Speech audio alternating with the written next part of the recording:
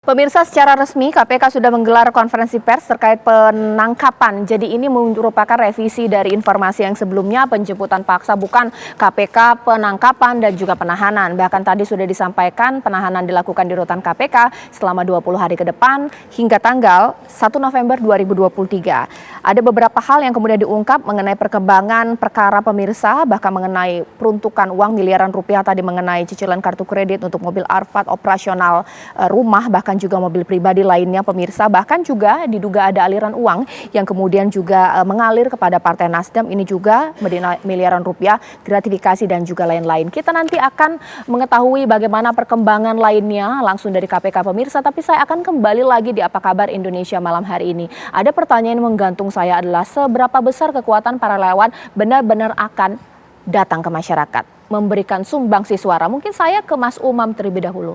Yakin nggak sih kalau mereka itu ketuk pintu satu-satu? Ayo dong pilih calon ini. Ya, relawan itu setidaknya dalam konteks pemenangan memiliki dua fungsi, Mbak. Pertama, terkait dengan konteks penguatan narasi. Karena bagaimanapun juga partai tidak memiliki infrastruktur komunikator yang optimal. Oleh karena itu diperlukan bagaimana kemudian komunikator yang handal di basis-basis pemilih tertentu, maka kemudian itu relawan bisa masuk ke sana. Tetapi di saat yang sama kemudian dia juga harus menjadi frontliner dalam konteks melakukan door-to-door canvassing. Nah, disitulah kemudian tadi yang disampaikan Mbak Caca, bagaimana ngetuk pintu, juga memberikan penjelasan mengapa harus pilih ini, mengapa pilih itu.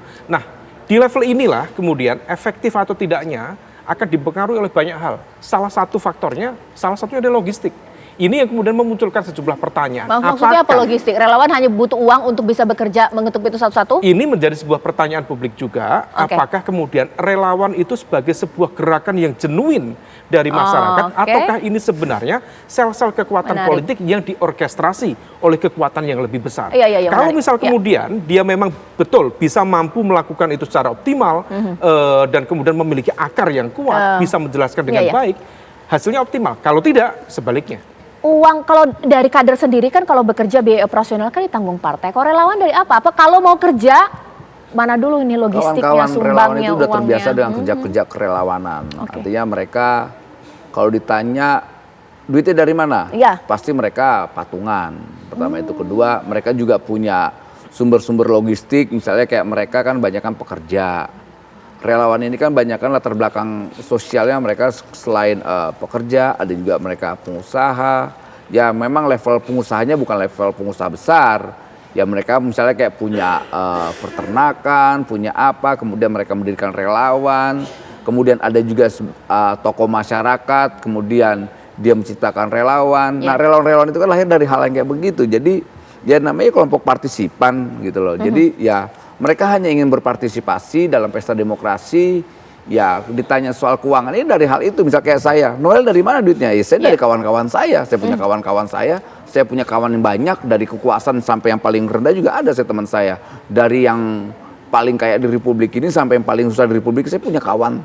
Jadi saya nggak terlalu khawatir soal misal pertanyaan-pertanyaan itu, dan itu bisa saya pertanggungjawabkan aliran duit itu semua. Jadi saya nggak terlalu khawatir lah, karena kawan-kawan relawan yang entah di Prabowo, di Mas Ganjar, kemudian di Mas Anies, mereka juga punya kemandirian secara ekonomi dan gerak politiknya. Mungkin sekarang saya ke Mbak Rizky. Mbak Rizky, sebenarnya kalau dari partai politik ini sendiri, yang jangan-jangan partai politik merasa relawan itu hanya teatrikal di panggung perkotaan saja, narasi yang mereka jual. Kalau untuk datang ke grassroots tetap partai kader yang nanti akan bekerja. Tapi nanti sesaat lagi Mbak Rizky ya, supaya kita nanti panjang akan membahasnya usai jeda berikut.